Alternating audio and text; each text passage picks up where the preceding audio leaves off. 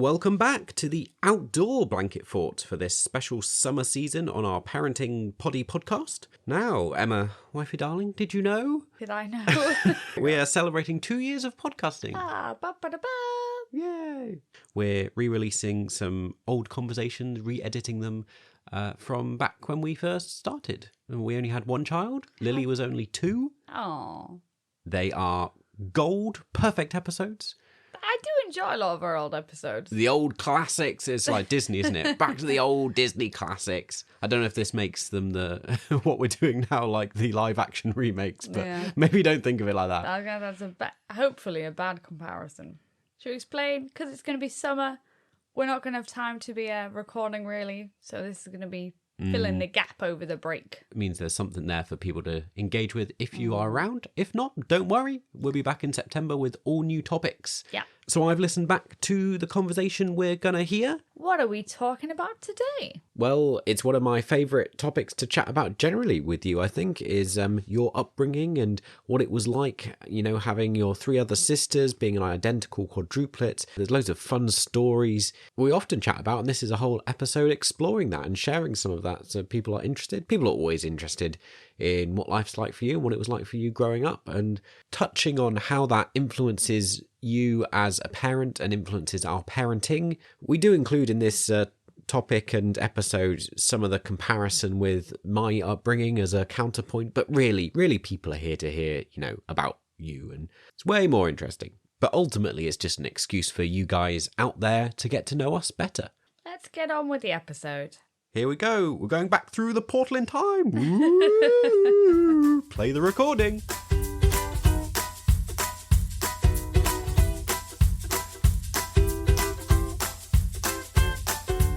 So if you've got a free moment, maybe your toddler is napping, maybe your baby is asleep on you, or maybe it's the middle of the night, who knows?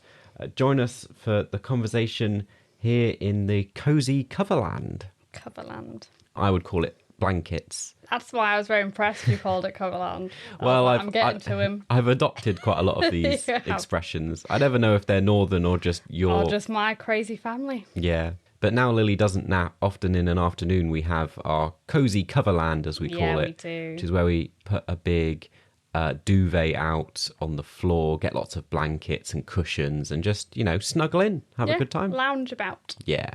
I'm Elliot, the mathematical one. I'm Emma.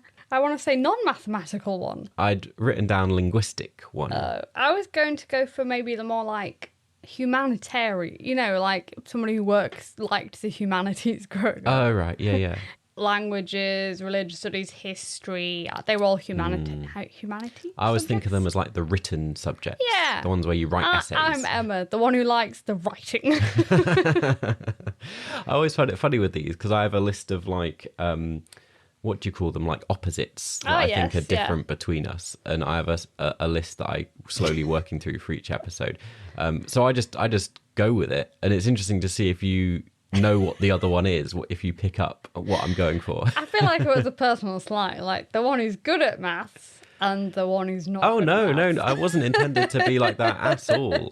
It's just showing that we have, like, our brains work very differently. Very differently. In the, I'm not actually that good at maths, but I have a very mathematical mind in the way that I process things. And compared work. to me, you are very good at maths. Well, that's true. Yeah. Languages and writing is definitely your cup of tea and not my forte at all. It's the subjects I loved at school, where anything you got to write a big essay for. Once again, we've got lost on a tangent, but, you know, learn more about us in the process.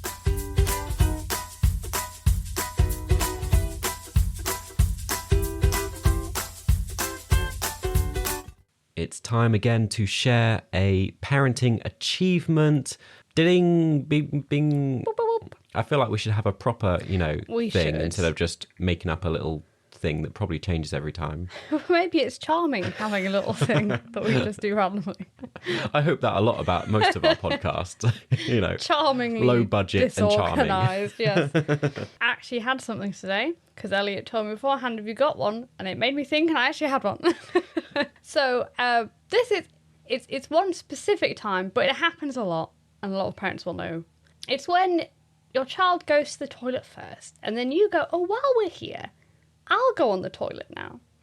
But the toddler, they've been to the toilet, they're done, they want to get out of there. So you're basically begging them to please not open the door and leave you exposed to everybody else outside. And Lily sometimes can be like a gymnast, because she can't always work out how to open the door, but she's like half hanging off it. So the problem with toddlers, they're very crafty at knowing how to open locks and things. And toilet doors and not difficult enough. I know they need that's to be more the point. That's true. It should be easy for people to get out. But when you've got a toddler, you're like, please say it's like a higher one that she can't reach as well. In my panic, I was like, oh, Lily, look, there's a spider in the corner. And if you don't know, Lily loves spiders and snakes. Don't know where she's got this from. The typical, from. Cute and cuddly animals that kids like. She really likes spiders. Spiders and snakes. So she was then looking in the corner going, spider, spider, desperately looking for it, which gave me enough time to have a quick wee. I'm able to regain my dignity before leaving the toilet. But it was a real touch and go moment of being like, she's like 5 seconds away from opening the door. Yeah. And just... Yeah. And it's not too bad if you know the toilets are empty, but it's when you know there's a big queue of people. Yeah. And you're like... It depends a lot on the toilet and the setup, doesn't it? Yeah. Because I've had this as well with Lily. We've both had this experience. My one wasn't that we were in a toilet where opening the door would just open out onto where the taps are and things. It was we were in like a disabled or a child what are they called, baby changing and / disabled toilet in a pub. So it was like a separate cubicle, and the door would just opened out onto into the room where everyone was eating. So it's even worse. Yeah. I was sat on the toilet and Lily was like trying to open the door. And I was like, if she manages it, she's going to just fling open the door and I'm just going to be sat there with the whole, everybody, just... Just as they're eating their meals. I wasn't as composed as Emma, though, who quickly thought of a good, way to distract her, which is normally the best way with a toddler, isn't it? Whereas I was just going, no, Lily, no, no. Bad parenting from me. So if you have a parenting achievement, has something similar happened to you? Have you had the same experience or whatever it might be? Send us a message or put it in the comments over on our Instagram at don'twakethebaby_podcast.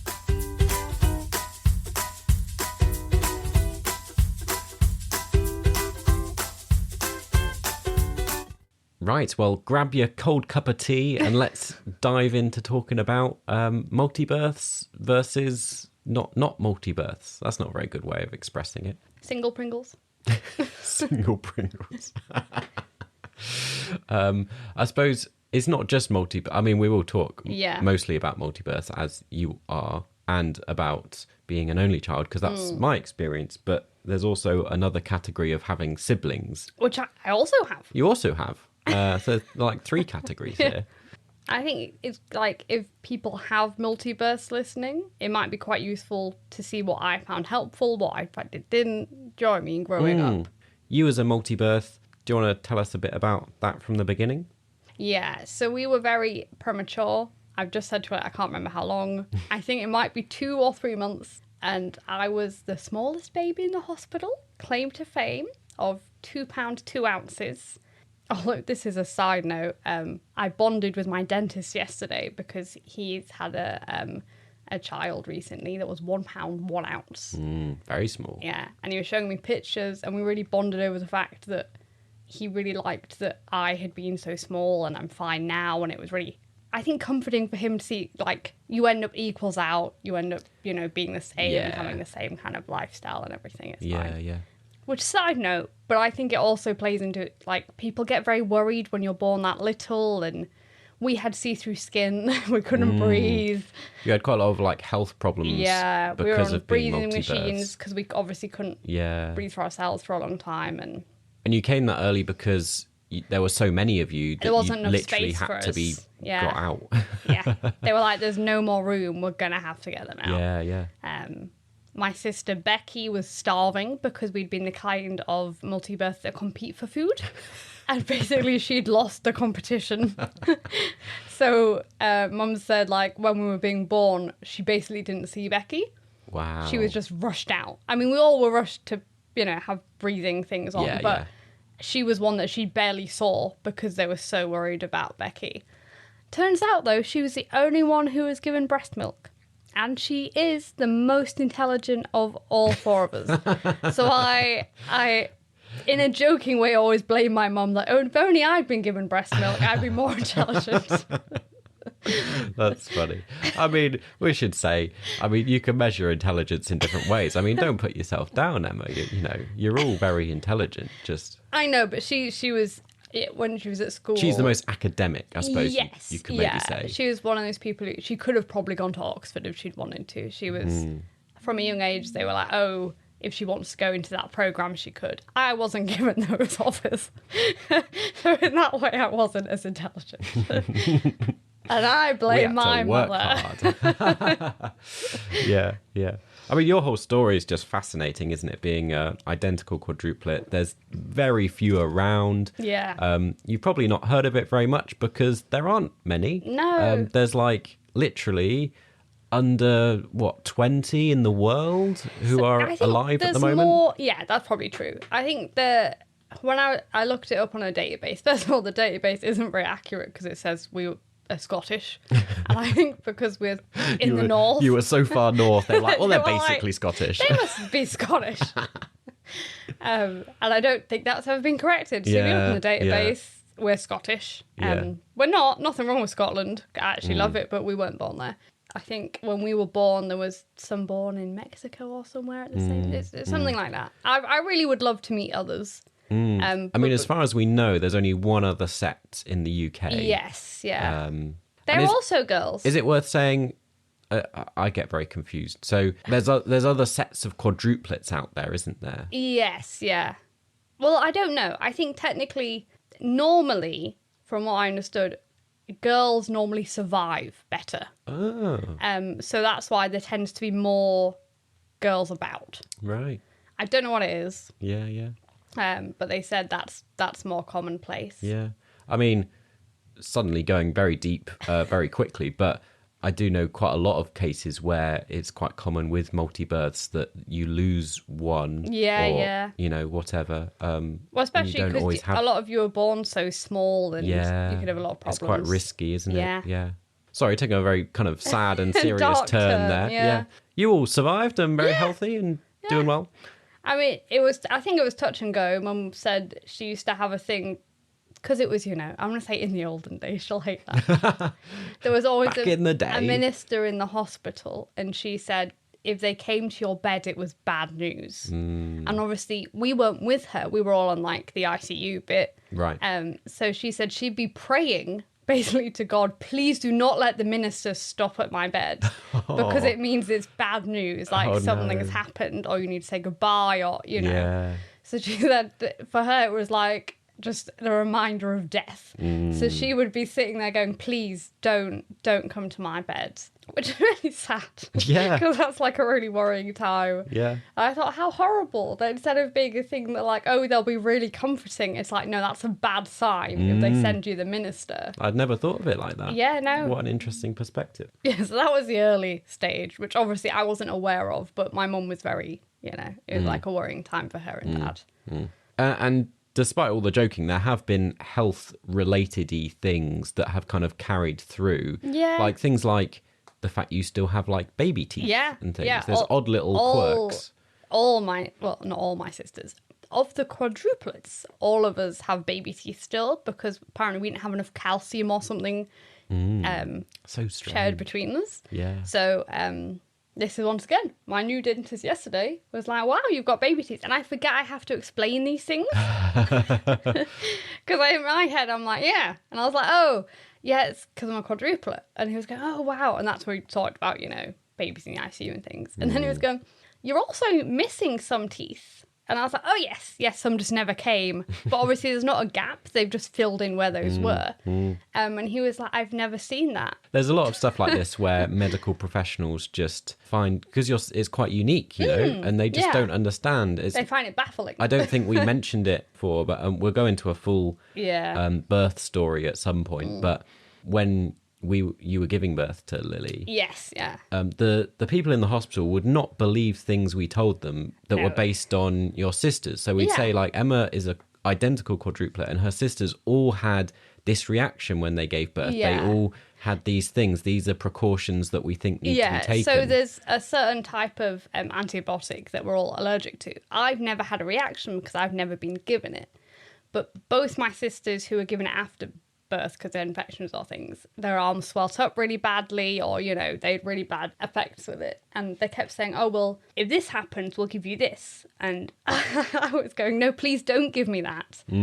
Because I'll have a reaction. And they kept saying, but you haven't had that reaction. And I was going, no, but I'm identical to 2 other people who did have the reaction. So I'm pretty confident I will have that reaction. And we couldn't get through to them and I don't know if it's a procedural thing. Maybe you have to have had the reaction yourself, but I thought common sense would dictate if 2 of my identical sisters have had this reaction, the likelihood is I'm also allergic to this.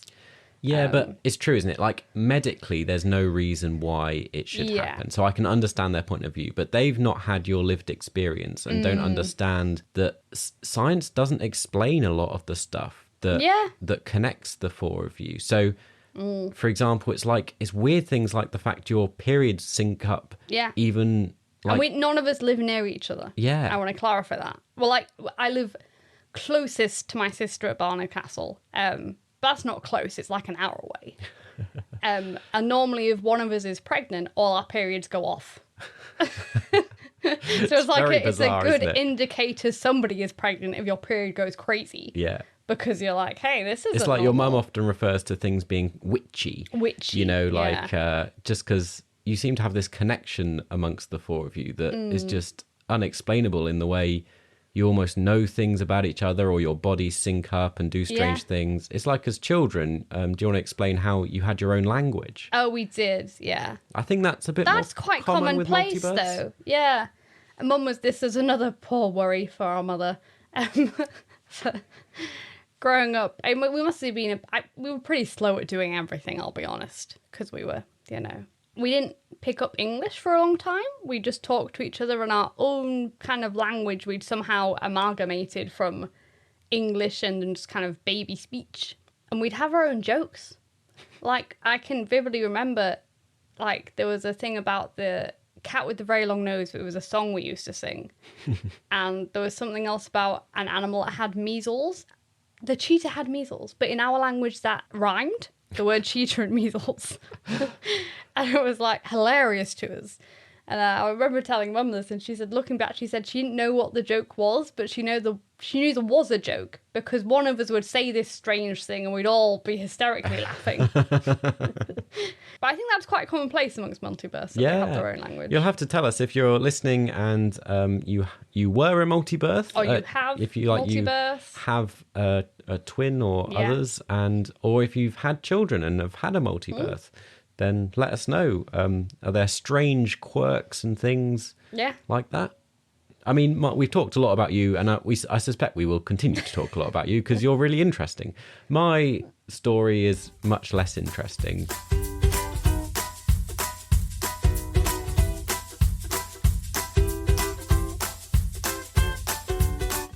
Shall we move on to talking about kind of growing up then? So away from the baby phase and kind of what the differences are between both our upbringings. I mean, it's quite difficult to isolate the differences between being an only child and being a multibirth because there's so many other factors at play. Yeah, true. You know, our location and, you know, all the rest of it in context of our upbringings. So a thing your mum tells me is that at nursery you would often make friends with other only children. Yes, she always which is interesting. Says this was a thing that I gravitated towards other children without siblings. Did you gravitate to other children, other multibirths? No, I think we just didn't bother with other people in the nicest way possible. I don't, especially at nursery. Mum said we were really not bothered because obviously we had each other. So to us, it was very, why would I make friends with other people? Like I have 3 friends with me. I'm not saying we were jerks, but we were like... you had your friendship group, you know, we you were had your family. uninterested, yeah. You didn't really need more people. No. Like, I think that's carried through as well. It like, you're quite self, you know, confident and assured, like in, you know, you don't go out searching to find people and make friends and things. No. You just kind of, you know, Quite happy with what I've got. Yeah. Whereas I've kind of the opposite, I think, and I don't know whether it's down to being an only child, but I've always been quite shy and find it difficult making friends, and had quite low confidence really growing up. Yeah, I think it really depends, because I know like a lot of multibirths, like, so my sister Becky, she's an interesting case study. For a long time she wouldn't talk. She had the capability, but because she knew we would talk for her at primary school, she would just whisper things in our ear.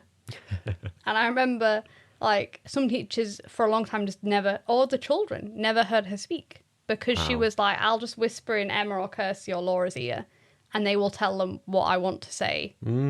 So it can go both ways. Yeah, you've almost got that safety blanket with you the whole time, in that you can rely on the other three to help you out. Whereas me, Kirsty and Laura, we were like, oh, we feel safe.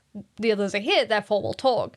Becky was like, I would prefer for them to talk. Yeah. I don't feel confident enough, but I also have these that I can ask them and they will just say something. I mean, you would think maybe then in my situation, I had no one to fall back on, so I'd have to, you know, rely on myself and get over my issues and speak. But that didn't really work either, though. But I think it really just depends what kind of person you are, doesn't it, really? Definitely. It definitely has an effect, but I would say...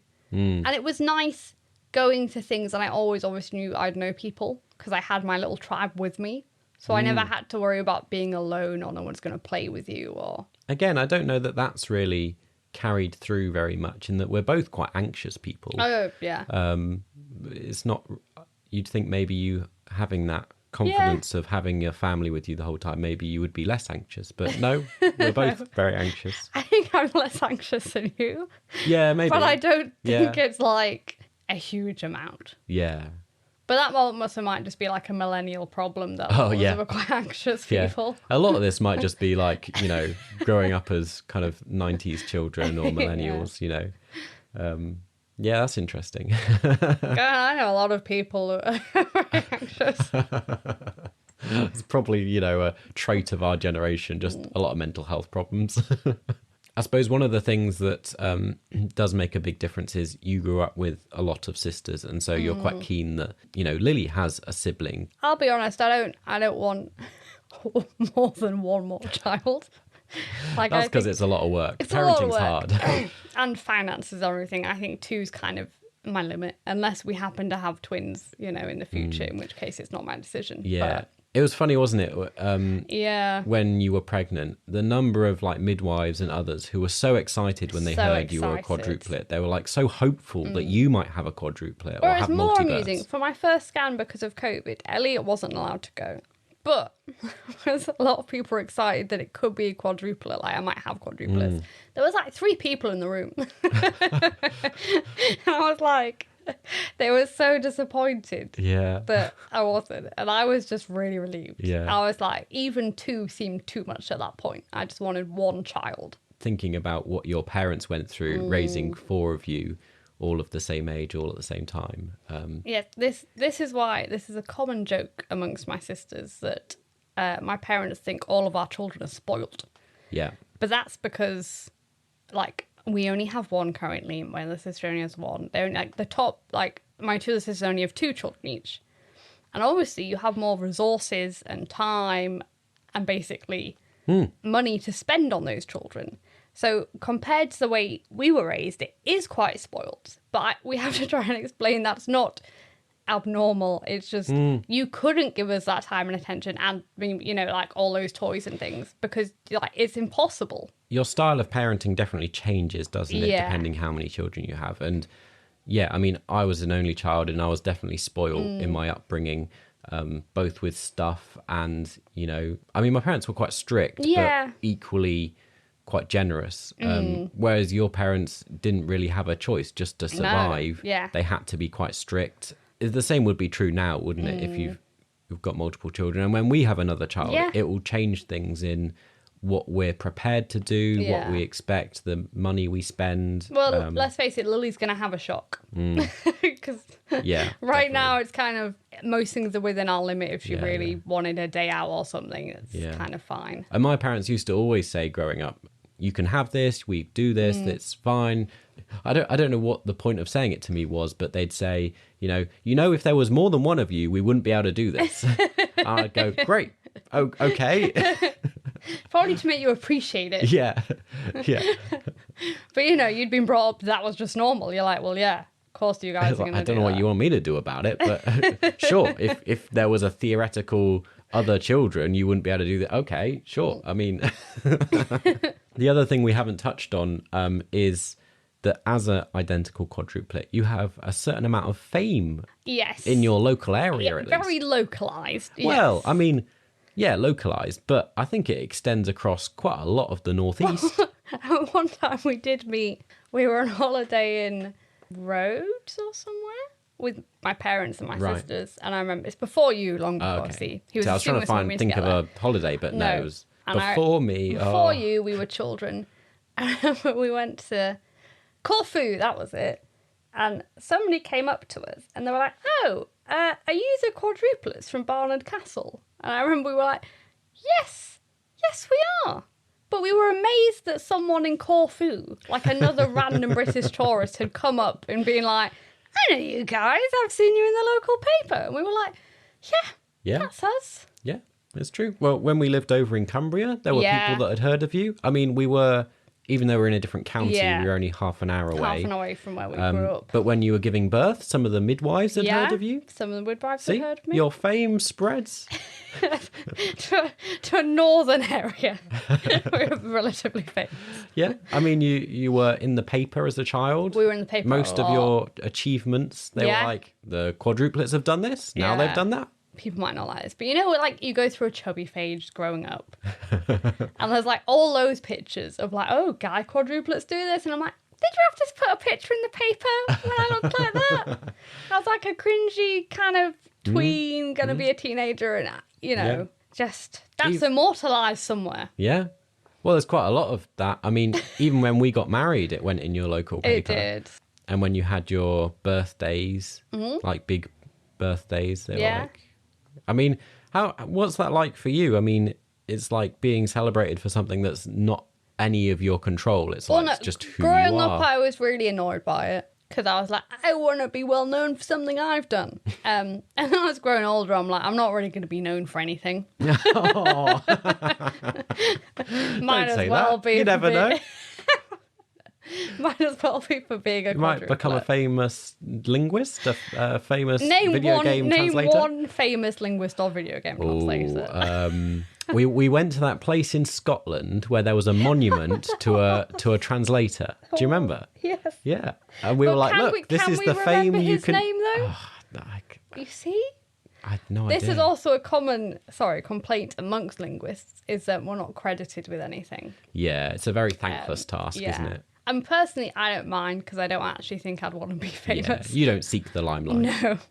But I see the point in that a lot of translators feel like they've done really good work and they're not really like thinged. I mean, didn't that happen when you were children? Wasn't there some brand that approached you to do like a sponsorship kind of thing? We did do child modelling at one point for a certain... It was like a wedding brand that did dresses and things, so we got to wear a lot of bridesmaids dresses, and that was, as a child, we found that really fun because we got to keep a lot of the clothes. I remember once again their mum was worried because she had to dress up and she's always been worried about her weight, and she looked beautiful, but at the time she was like, I don't really want to be in one of the photos. So she was really sweet about it, but as a child that was really fun because it was like a one-off and we got to wear pretty dresses, and I actually enjoyed that. There was another time a TV crew, I think Channel 4, asked if they could do a documentary over Christmas. And I ruined it, basically. Everybody else wanted to do it. And Mum did the thing that was very fair. If one of you doesn't want to do it, you don't have to do it. And I said, I don't want to do it. Because I think we must have been 15 or something. Yeah. And I thought they'd make it look freaky. Like, it'd almost be like a sideshow. Isn't it weird? And I wouldn't want... That's a difficult age, isn't it, to have your lives on show like that, to be like, look, here are the quadruplets. And I at that point, I think I was already cynical about media. And I just didn't want people in our house. I was like, it's going to be Christmas. I want to have Christmas, you know, comfortable in my pajamas and...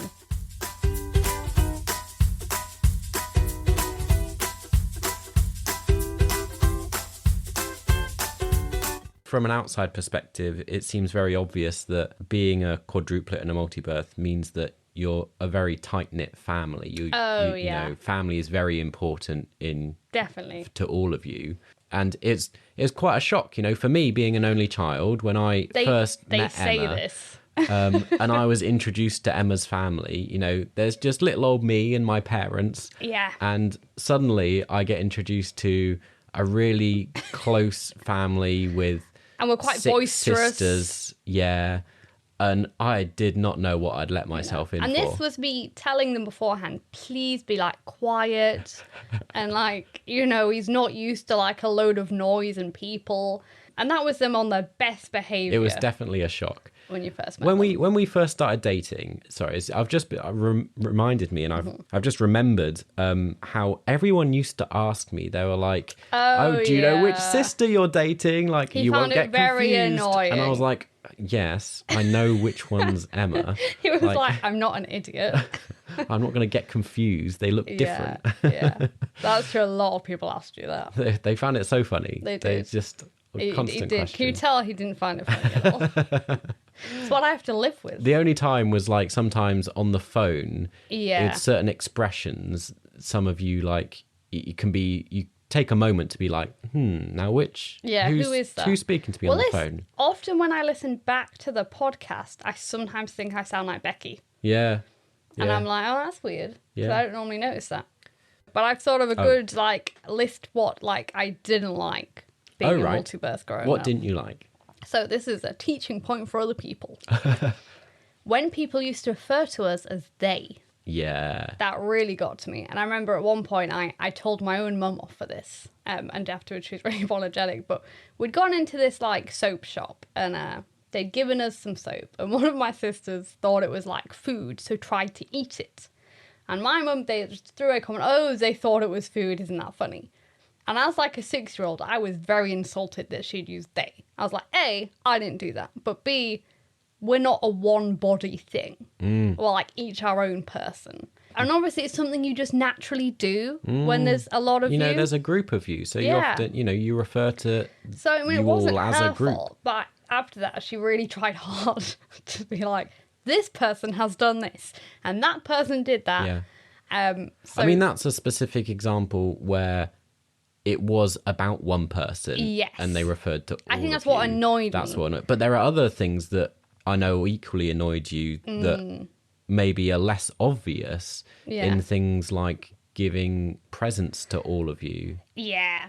This, and once again, it sounds like a really stupid criticism, but I didn't like it when we'd all get the same present. Because I'd be like, well, you don't know any of us because we don't all like the same things. And that, once again, sounds ungrateful because the person had just been like, I'll solve arguments by doing this. But we were very good. I think Mum had instilled from an early age, like, if that's your toy, you don't have to share with anyone. It was the opposite to what they normally do, like what we try and do with Lily, like, you need to share. Mum was very like, you're your own person. That is your toy. Do not feel the need to have to share it with your other sisters because that's yours. So I was very much like, I don't like what she likes and she doesn't like what I like. So the fact you've got us all the same present just shows you don't really know what I like or really care. Yeah. Yeah. I mean, you can see why someone would do it, but also it's... You and once again, sounds ungrateful, but growing up, it annoyed me. Yeah. No, understandably. Yeah. And the worst crime, it would be just buying one present for all of you. Oh, yeah. Like, you couldn't even be bothered to get something for... And I understand, like, you know, there's 4 of you. It's quite pricey to get each person a present. I wouldn't have minded if it was, like, sweets or something. But just something little. Yeah, if it's something like, no, you have to choose one thing. I'm like, well, I don't want to. Once again, it's treating you as a single entity, a group. And it's like, no, we are individual people. We're individual people. We have different likes. I don't want to share this one toy with everybody. What did you think of because I know with you and with, I think quite a lot of multibirths and even siblings really, how did you find the, colour coding as children? So you had a set colour. We were colour coded for, Mum was very good. She always dresses different from a very young age, because I think there was somebody really good in the hospital that basically said, from a young age, you need to make them independent. So you need to be like, these are your clothes, they're different, you're not all dressed the same all the time. Which would be tempting, it'd be cute, but unless we were going to a wedding or something, we were never dressed the same. And we were colour-coded in the hospital, because otherwise they wouldn't know who was who. Yeah. Well, I mean, they would me, because I was ridiculously small, but... I still like the concept that your parents named you and then there could have very feasibly been a mix-up at some point and you ended up with a different name. Especially because for a while we were just like guy 1, guy 2, guy 3, guy 4. That's what they were put on the hospital chart as. Wow. So if anyone doesn't know, that's our surname originally was Guy. Yes, your maiden name. Yeah. They had different coloured string. So mine was purple, Laura was yellow, Becky was blue, and Kirsty was red. And so that kind of became our colours. Until we had a Shirley or Sheila. There was a lady who looked after us, and I became her favourite. I think because I was the smallest, so obviously cutest. Runt of the litter. Runt of the litter. That's what we like to say. And she really liked the colour green. So for a while, she would buy me a lot of green things. So that slowly half became my colour of green or purple. But no, I know it sounds weird, but I didn't mind being assigned a colour so much. I mean, I guess I was quite young, so as I got older, I picked my own clothes, but that didn't matter too much. I kind of liked that I had a colour that I knew was mine. As a toddler, you're like, great, this colour means my thing. That colour means their thing. It's very clear. Really interesting. I mean, this is a whole range of things just that didn't happen in my life because there was no need for any of it, Bet you could have as much orange juice as you wanted. Yeah.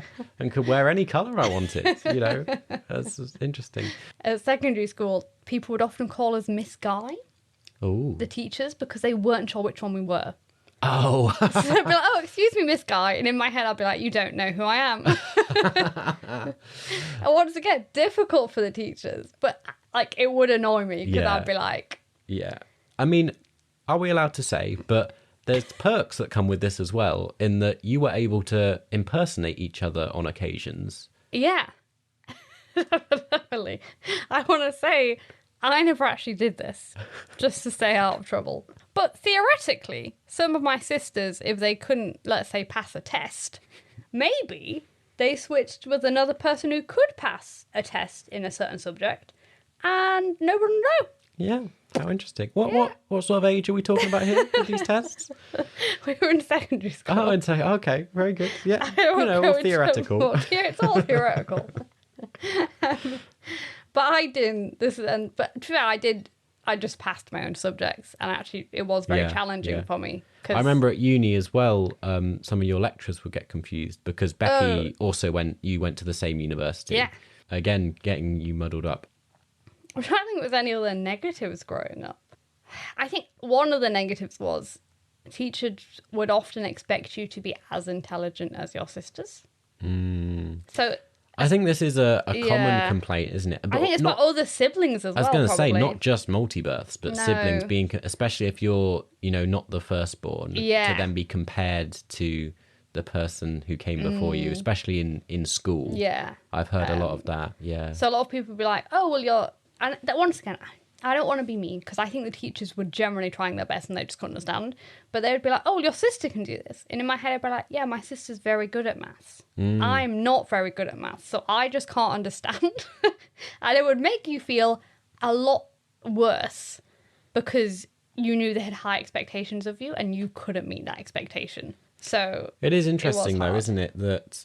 you are all different, you have different gifts and abilities, but then there are also things that tie you together. You all seem to have a natural ability with languages. Yeah. And you've all worked and done stuff in care at one point or another. Interesting, isn't it? And we discuss it quite a lot sometimes, is how much of who you are as a person today is because of, you know, being a multi-birth and how it compares to your sisters' lives, but how much is your upbringing compared to genetics? Also, like, we all love history, but that's because Mum watched history documentaries all the time. And Elliot now knows I love documentaries and he hates them. Yeah. So it's definitely something, some things are just instilled in you kind of growing up. And some stuff, like, I think is just natural. I feel like I should say something about Your my childhood. By me, I don't have stories of siblings and you know, I think most noticeably things like Christmas were very different in my household compared to your household, which was a hustle and bustle of, you know, a huge family coming together, loads of people. Whereas my family is just me and my parents. But I think it'd be different if you had, like, close cousins and things. Yeah. So, like, I always think even with Lily, we normally have, like, Becky and her family come over for Christmas. So even right now, it's kind of, there's other kids around and stuff. I think if you had a closer family overall, you maybe would have. But again, I think here's the difference, because I don't, again, it'd be interesting to hear from people. I don't know how close people normally are with their cousins. Yes, that's true. In your family, cousins are very close because you as a family and you as sisters are close. And that's particularly amongst the four of you, as quadruplets, your children are going to end up being close. Going back to your question from eons ago, what are the things that I disliked about growing up as an only child? Was that your question for multibirths? Yeah. Yeah. I haven't really thought of an answer, to be honest. I just thought, considering you've answered it, I should probably have a stab at it too. Yeah. I remember you saying you'd go to, like, some family friend's house and you wouldn't want to leave because it was so much fun, like, being with other children and playing. And I think the thing that factors into this, so your parents were like my parents and they were older when they had you. So they couldn't be as playful and as, you know, active running around. But I suppose with you, like, you always had a set of family and friends at home to play with. So, like, going home from play dates and stuff, you know, it's not quite the same as, for me, that was like, I don't have this at home. You know, I get to play with these children and have a sort of fun that I wouldn't encounter anywhere else. So, like, there's a lot of things that I never did a lot of. So, like, board games and playing games that require more than one person. You know, I played a lot of, like, Lego and things, you know, and I did stuff with my dad and whatnot. But things that are, like, kids do together. Yeah. Whereas when I played board games with you, you would always go, I've never played this. And I was like, really? Yeah. I didn't have anyone to play it with. No, how would I have done it? Yeah. I know what you mean, though. This is why I'm keen for Lily to have a sibling, because I think it's nice to grow up playing things and, you know, having, like, a energetic little family. I mean, around. The flip side is, without a doubt, I got to have experiences and things that were just impossible for you. More. Yeah, you know, I got to go places and do things, and not just because my parents had the money to do it, but because, as with their expression, they could do it because there was only one of me. Yeah. And well, even travelling with more than one kid's got its complications. Like, you didn't travel abroad for a long time. A long time. I can fully understand. It would be almost impossible with... It'd be crazy. 4 of you, yeah. Whereas I first went abroad, I think, when I was about 2. And then from about 5 or 6, we went every year somewhere. Yeah.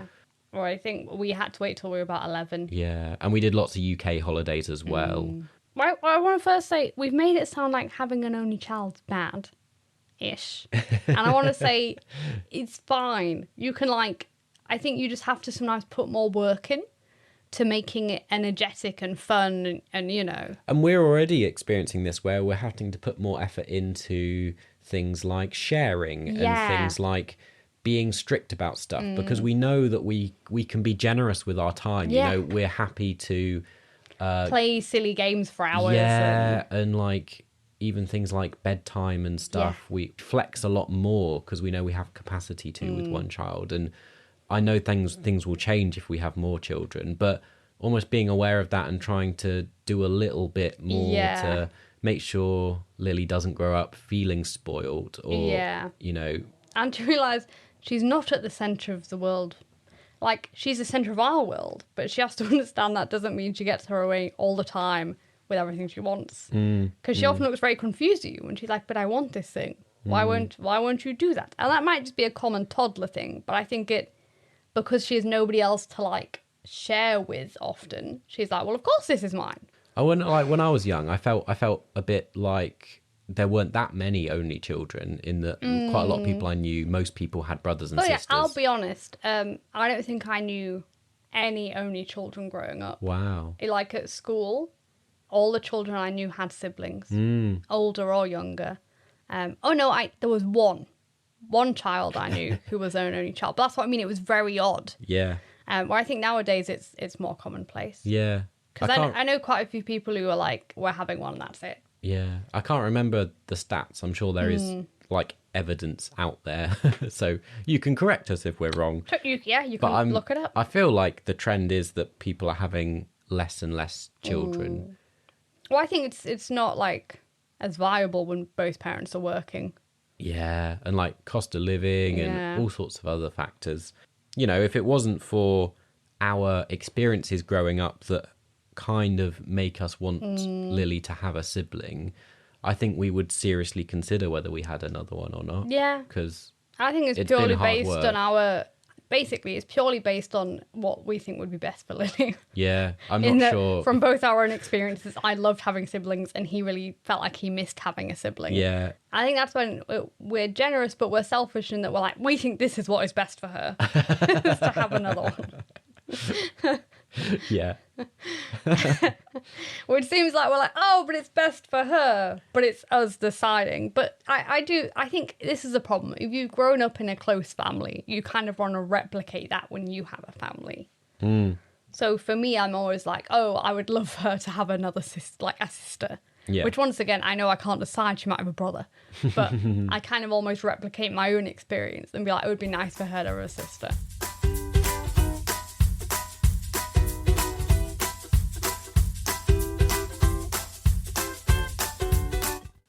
We've come to the end of another episode here in the Cozy Coverland. That's it, I remembered. I could see his eyes panicking. Yeah. What are we in? Where are we today? Of course, it's all imaginary, but, you get the idea. Yeah, it's not... They'd be more worried if you forgot where you were and it was around you. I have literally no idea where I am. Where am I again? I hope you've enjoyed listening.